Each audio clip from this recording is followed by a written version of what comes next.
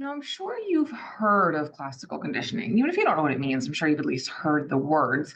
At its most basic, classical conditioning refers to a connection or a pairing between two different stimuli. So when we say classical conditioning, I just want you to think pairing. If you can do that, you're halfway there. Um, Classical conditioning is really important because it helps us to simplify and streamline things.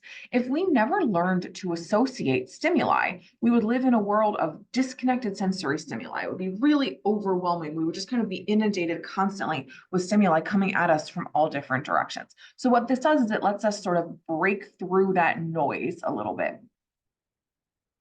Now, Ivan Pavlov was a Russian physiologist. He was a Nobel Prize winner. Contrary to popular belief, he actually didn't set out to found an entire subdiscipline. Um, his primary research was actually on dogs' digestion. But then one day he started to notice something odd. So Pavlov was studying the dog's salivatory responses to meat powder. Basically, he wanted to see if they would drool when they were exposed to this meat smelling substance. Well, they did indeed drool, but that's not the cool part. Pavlov started to notice that the dogs would salivate whenever they heard footsteps approaching the room, regardless of whether or not there was any meat powder around. And so he's got to wondering, well, what's up with that? That's interesting. And he soon came to realize that the dogs connected the sound of the footprints with the exposure to the meat powder. Another way of saying that is that a previously neutral stimulus that used to have no response at all became connected or paired with a stimulus that did elicit a response from the organism. And this is known as classical conditioning. You may also hear this called Pavlovian conditioning or respondent conditioning, but classical conditioning is the most popular name. And so let's dive into some of the terminology. There's a lot here. It can be a little bit difficult at first, but it's pretty intuitive if you think about it. And so we're going to break it down. The first thing is the neutral stimulus. The neutral stimulus is neutral. This is something that has no meaning until we teach it to mean something. And we teach it to mean something by pairing it with the unconditioned stimulus or the UCS. The UCS is a stimulus that naturally elicits a response from the organism. We didn't have to train that or shape that. The unconditioned response or the UCR is an unlearned response that's naturally elicited by the UCS. So the UCS leads to the UCR. You have an unconditioned stimulus, it elicits the unconditioned response. We then have a conditioned stimulus. Eventually, after we pair the neutral stimulus and the unconditioned stimulus together over and over and over, again, the neutral stimulus is no longer neutral. It becomes conditioned. It is now a conditioned stimulus. And the conditioned stimulus will elicit an unconditioned, the conditioned stimulus will elicit a conditioned response. Whew, that's a lot. Let's go through a couple examples. I promise it's not as bad as it sounds.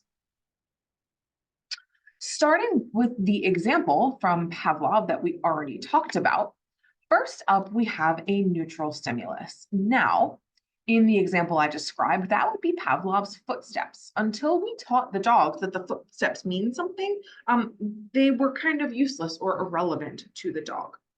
I should note that Pavlov also used something, it's called a metronome. Any musicians out there know that a metronome is used to keep time when you're playing. So it's a steady sort of tapping, clapping sound that you can use to help make sure that you're staying on the beat when you're playing. And so Pavlov eventually started using this metronome as a neutral stimulus. Okay, so if we were to take this neutral stimulus, this ticking noise, and we play it for a dog out of nowhere, what do you think would happen? How would that dog react to that ticking sound? Probably wouldn't do anything, right? It's not going to mean anything to him. It doesn't. It's sort of useless. It's irrelevant to his life, and that's what we're seeing in this first column here. Neutral stimulus plays, no salivation, no response from the dog. Now, if we took a dog and we exposed him to food or meat powder, in this case, what do you think is going to happen? Well, the meat powder means something. We don't have to teach the dog that. The dog knows that that meat powder is yummy and it's something that he wants. So when we expose the unconditioned stimulus, it is unconditioned because we do not have to train it. We expose it to the dog and we get the unconditioned salivatory response. That dog is drooling in response to the food. Unconditioned because we did not have to teach that. So we have the neutral stimulus, the metronome, that is in no way connected to salivating yet.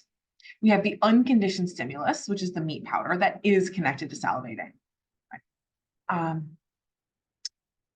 What we're going to do then is we pair the two over and over and over again. We play the metronome while we present the meat powder. We play the metronome while we present the meat powder. We do this over and over and over again.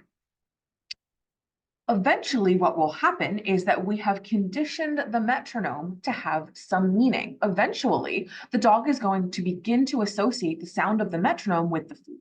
If we do this often enough, we will no longer need the food to get the dog to salivate at the sound of the metronome.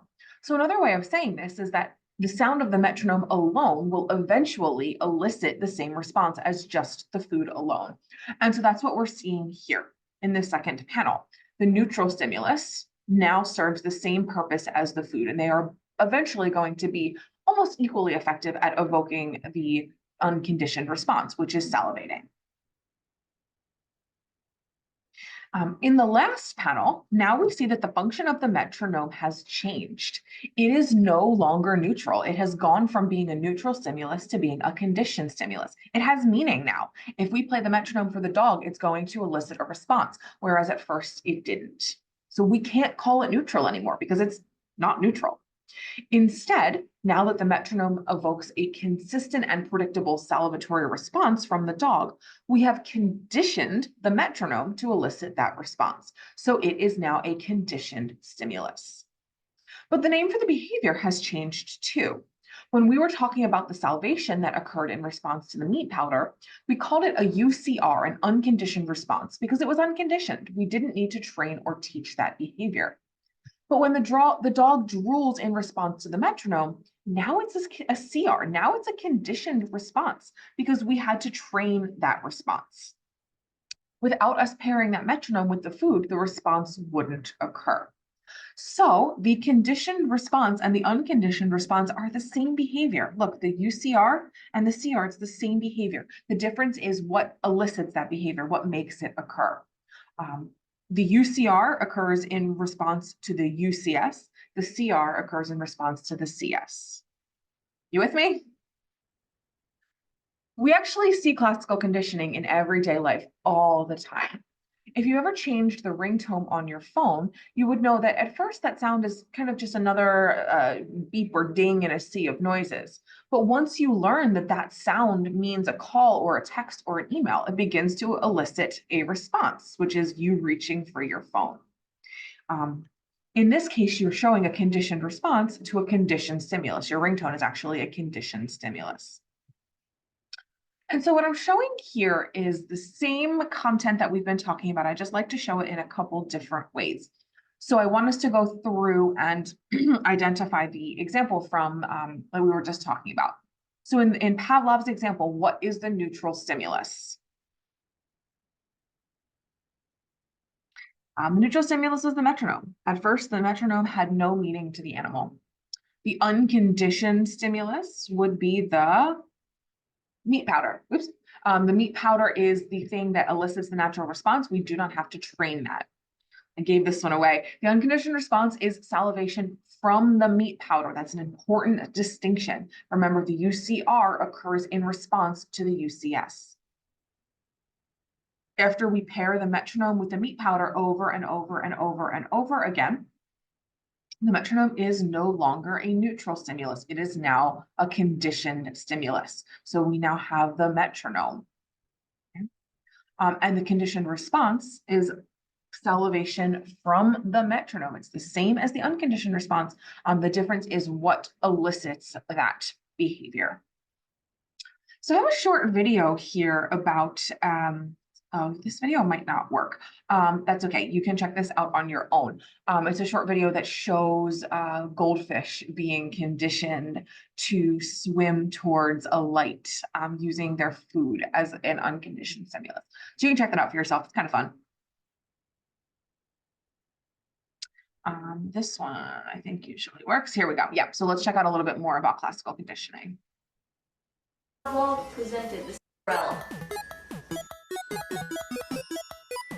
Okay, so definition, what is classical conditioning? Classical conditioning is a learning process that occurs when two stimuli are paired together repeatedly. First, the first stimuli evokes a natural response by the subject, while the second doesn't. But after enough pairings together, the second becomes conditioned and causes the response to happen. Makes sense? So there was this Russian scientist named Ivan Pavlov, and he discovered this by accident. He kept dogs in a lab so he could study their digestive processes. Now, dogs naturally salivate to food. He surgically implanted these devices in the dogs' mouths so that he could measure their saliva.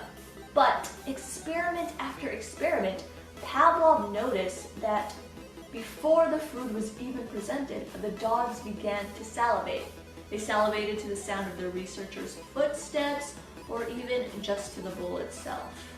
And then Pavlov was like, wait, the dogs are associating the researcher's footsteps or the bowl with food. Footsteps and the bowl have been classically conditioned to evoke the drooling response. After Pavlov found this out, he thought to himself, you know what?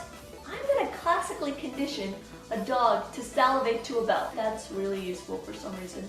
Dogs naturally salivate to food. Food is an unconditioned stimulus. The dog drooling is the unconditioned response. The sound of the bell is a neutral stimulus because dogs don't naturally salivate to that. Pavlov presented the sound of the bell and the food together over and over and over and over again. After a number of experiments, he just rang the bell.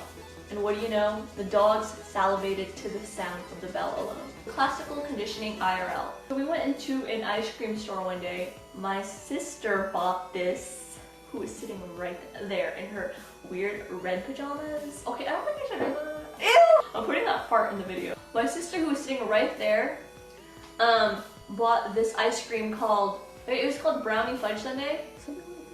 So, okay, anyways, it was like some chocolate ice cream called Brownie Fudge Sundae. Because there's this rule in this house that whatever's in the fridge is up for grabs, she tried to eat this whole gallon of chocolate ice cream to herself so that she wouldn't have to share. And what ended up happening was she barfed. Felt kind of dirty. Okay. Sticky. Okay, stop. Very, very sticky. Wait, and stop! And now, to this day, she doesn't like chocolate. So now she associates chocolate with being sick. That's called taste aversion. So if you like this video, give it a thumbs up, comment, and subscribe. And get those eggs. Bye! A little bit silly, but I do like that video. And what they described is taste aversion, which is a specific form of classical conditioning. We'll talk a bit more about that later. All right, so let's do an example. And so I want you to pause the video and see if you can identify the different components of classical conditioning. But imagine a child who always cries when they get a shot at the doctor's office. The doctor would wipe the child's arm with an alcohol swab before administering the shot. Later on, the child was in the pharmacy with her mom and someone spilled a bottle of rubbing alcohol, causing the child to begin to cry. So take a second and see if you can identify the different components.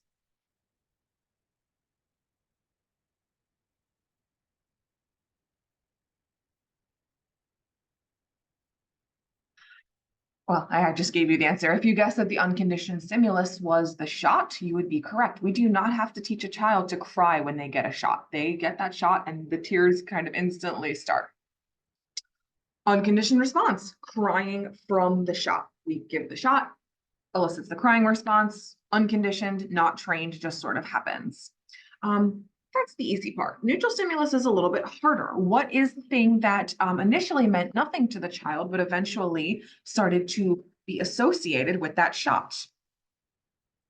You guessed the rubbing alcohol. That would be correct. The rubbing alcohol was neutral. But eventually, after it got paired with the shot over and over and over and over again, the alcohol is no longer neutral. Now the alcohol sort of signals to the child that that shot is coming, and the smell alone is enough to elicit the conditioned response, which is crying from the alcohol. You noticing any patterns? Okay. The UCR and the UCS are the same behavior. The difference is what elicits that behavior. If you're noticing that the neutral stimulus becomes the conditioned stimulus, you'd be correct also. Okay. This is the same information. I just presented it in a table for you. Check over this. Okay. Thinking about the ways that we can apply classical conditioning in our lives, Pavlov learned that classical conditioning actually can extend past even the specific conditioned stimulus used. So say he played a different sound, maybe not a metronome, but something kind of similar. He would still get that conditioned salivatory response from the dog.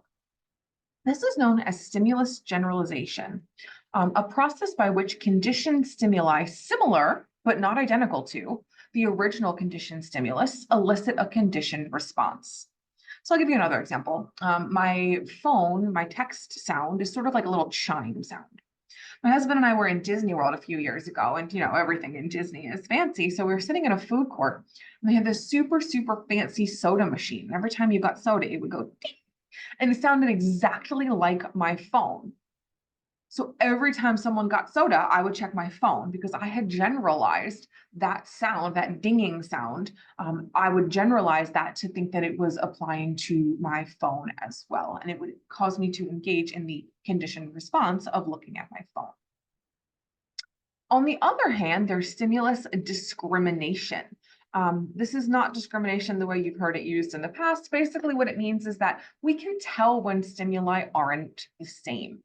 So stimulus discrimination is a process by which organisms are going to display a less pronounced conditioned response to the conditioned stimulus that differs from the original one.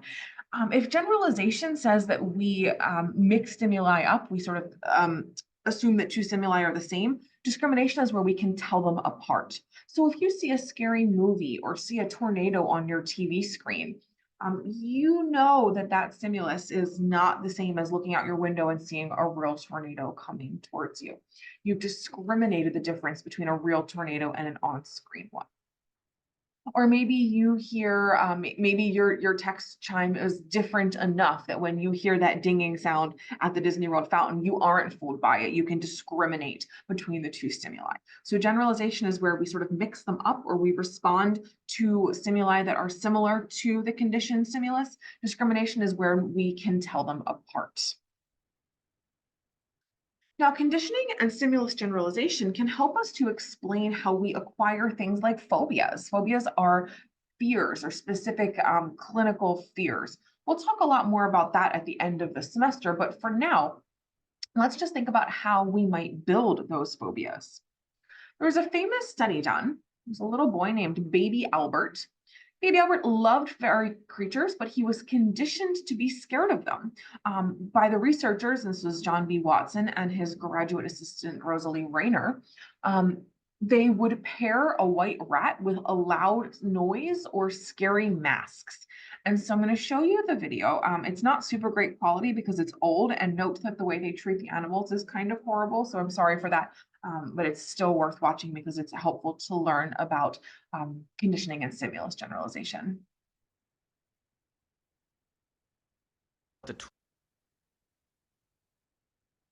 In the early part of the 20th century, psychologists John Watson and Rosalie Rayner set out to teach a baby boy called Little Albert to fear white rats using the principle of classical conditioning. This is a film of their work. The film shows several phases of their study. First, as you see here, the investigators demonstrated that prior to conditioning, little Albert had no fears of any animals, including, of course, white rats.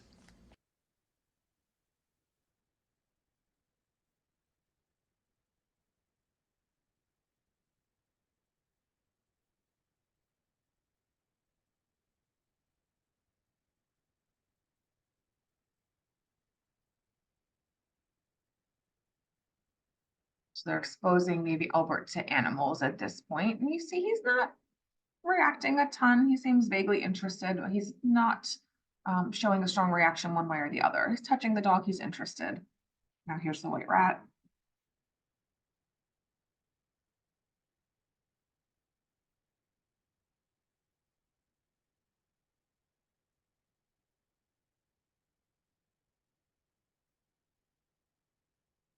And so they're exposing him to a variety of different animals that all share some characteristics. They're small, they're furry, they're four-legged, they have tails, things like that.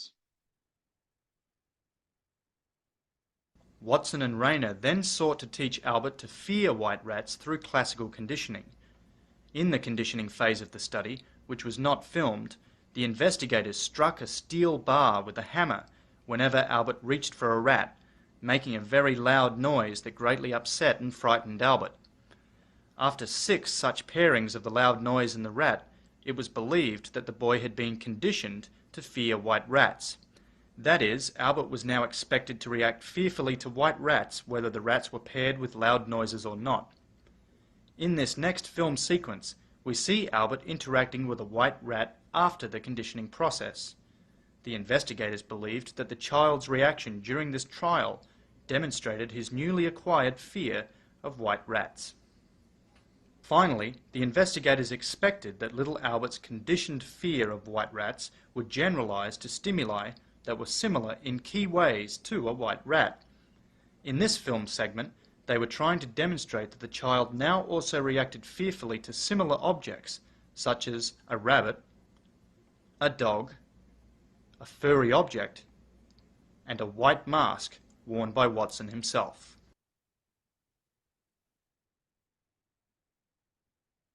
So I want us to identify the different pieces of classical conditioning that we saw in the Baby Albert video. So take a second, pause the video, and see if you can come up with the five answers. So the unconditioned stimulus is the loud noise. We did not have to teach baby Albert to be scared of that noise. If you bang a hammer or something loudly around a baby, it's probably going to startle them. And so that's the unconditioned response, crying from noise, or, reacting to the noise, being scared of the noise, something like that. That's unconditioned. We have the loud noise, we have the crying from the noise. It's sort of, those two go hand in hand. We don't have to train that. The neutral stimulus was the rabbit or the white rat, depending on the, kind of what you're talking about.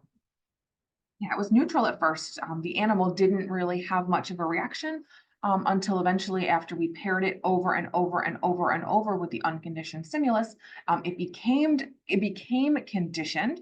And so now we see that the conditioned response is crying from the animal. I should have said animal, crying from the animal. Okay, so notice that the unconditioned response and the conditioned response are the same behavior. The difference is what is eliciting or causing that behavior. And so classical conditioning can also contribute, well, it can contribute to building phobias, as we saw. In another study, though, it can also contribute to overcoming phobia. So they found a baby named Peter who was scared of rabbits. They gave Peter candy while he was being exposed to rabbits. He eventually learned to associate the rabbit with the candy, and over time, his fear decreased. Many modern day psychotherapists are going to use similar practices to help eliminate phobias, which again, we'll talk about later in the semester. A quick word on ethics. If you recall from a few weeks ago when we talked about research ethics, what do you think? Was the Little Albert experiment ethical? Was there anything in here that was problematic? There absolutely was. There was absolutely some issues. The way the animals were treated, conditioning a baby to feel fear is something that an IRB would probably object pretty strongly to. So we can't do something like this today, but we could certainly modify it. We could tone it down a little bit. Instead of conditioning fear, we might be able to condition a different behavior. But the gist is that the study is super ethical. It's not something that we would probably see repeated today. Now, classical conditioning occurs in 3 phases. There's the acquisition phase, the extinction phase, and the spontaneous recovery phase. So let's go through each of them to get a sense of how that pairing builds up over time. In the acquisition phase, we learn or acquire the conditioned response. So in Pavlov's example, the salivation to the metronome. As the unconditioned stimulus and the conditioned stimulus are paired over and over and over and over, the strength of this association increases. So on the horizontal axis, we see the trials where the conditioned stimulus is paired with the unconditioned stimulus. So each one of these represents a different trial, putting the metronome and the meat powder together. On the vertical axis, what we see is the strength of the conditioned response, or in this case, how much salivation the metronome elicits from the dog. Over the series of trials, what I hope you're seeing is that the strength of the conditioned response increases. The dog salivates more and more and more to the metronome until it levels out, and it will only increase to a certain point. Once we see this line start to flatten out, we would say that an acquisition has occurred, and that the metronome should have pretty much the same response as the metronome. We should be able to use the two pretty interchangeably. Now, classical conditioning isn't permanent. So once we have the metronome paired with the meat powder to elicit salivation, we can use the metronome to get the salivation response, or that conditioned response. But what would happen if we stopped pairing the CS and the UCS, if we broke that bond between the two? In other words, what would happen if we just kept presenting the metronome over and over and over without the meat powder? So we're repeatedly presenting the CS alone, no longer pairing it with the unconditioned response. Eventually, the metronome the organism learns that the bell or the metronome is no longer reliably predicting the arrival of the food. And so eventually what's going to happen is that paired bond is going to diminish. The conditioned response will fade, salivation will decrease. This is called extinction, okay, or the reduction and elimination of the conditioned response after the conditioned stimulus is repeatedly presented without the unconditioned stimulus. I'll say that again because that was a lot. Extinction is the reduction and elimination of the conditioned response after the conditioned stimulus is repeatedly presented without the unconditioned stimulus. You can think of this as really just a weakening of the bond between the conditioned stimulus and the unconditioned stimulus. So in acquisition, we're building that bond up, we're putting the two together, we're pairing them. In extinction, we're breaking that bond, we're breaking that pairing, we're separating them. Now, after extinction occurs, sometimes we see this weird phenomenon where the conditioned response will suddenly elicit, the conditioned stimulus will suddenly elicit a conditioned response again, sort of seemingly out of nowhere. This is known as spontaneous recovery, or the sudden reemergence of an extinct conditioned response after a delay in the exposure to the conditioned stimulus. Scientists used to think that extinction was like forgetting, but spontaneous recovery suggests that it's more like suppressing. The bond doesn't go away, it just sort of fades and becomes less salient. So say we have that metronome paired with the food, we put that on extinction, so we keep presenting the metronome without the food. Eventually the bond will diminish, and the metronome will stop producing salivatory responses in the dog.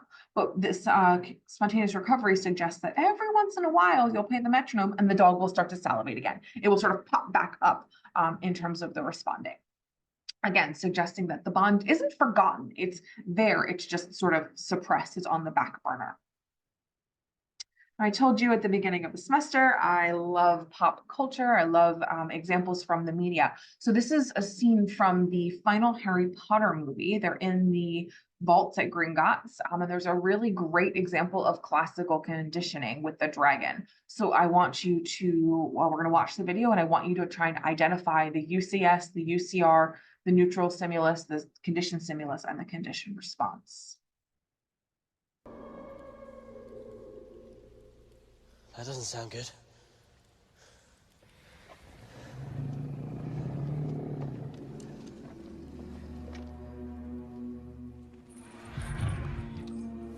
Bloody hell. That's the Ukrainian Iron Valley. Yeah.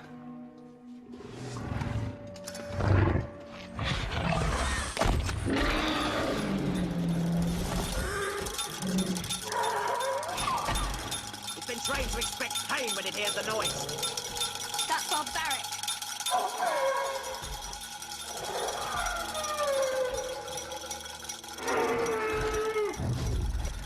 I know the video is very, very dark, but hopefully you are able to see it. Oops. And so I just gave you the answers, but I would say pause the video and see if you can identify the different stimuli. When you're ready, you can flip to the next, you can jump ahead. The unconditioned stimulus was pain. We did not have to teach the dragon that pain is painful. The unconditioned response is flinching from the pain. When you hurt something, it sort of flinches and pulls back. That's unconditioned. There was that bell, that clanging thing that they had, that was neutral at first until they trained it to expect pain when they heard that sound. And the which character it is, but they say it's been trained to expect pain when it hears that noise. So the bell was the neutral stimulus, and then becomes the conditioned stimulus, which elicits the conditioned response of flinching from the sound of that bell. Now, if you want to try this on your own, all you would need is a little bit of lemon juice or lemon tang powder or like lemonade powder. What you can do is pick a song, any song, doesn't matter. Listen to about 10 seconds of the song while you put a little bit of the lemon powder on your tongue. Do that maybe 3 or 4 times, and then see what happens when you play that song. I'm willing to bet that you'll start to salivate when you hear that song. I do this experiment in class when I teach this class in person. One semester, we picked the song Love on the Brain by Rihanna. I don't know why, that's the one that they picked, but I usually do it along with them. And so we're playing the song, putting a little bit of the powder in your mouth, and you start to feel that salivation response sort of in the back of your throat.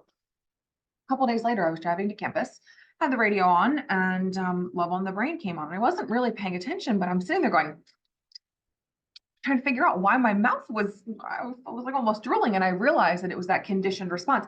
It's sort of subliminal. It's not something that you think about or you pay attention to. It just sort of happens. So I always thought that was really funny. But if you have some lemon juice at home, give it a try and see what happens. It really does work. And so that wraps up our discussion of classical conditioning. Up next, we'll talk about the other sort of main overarching category of behavior, which is operant conditioning.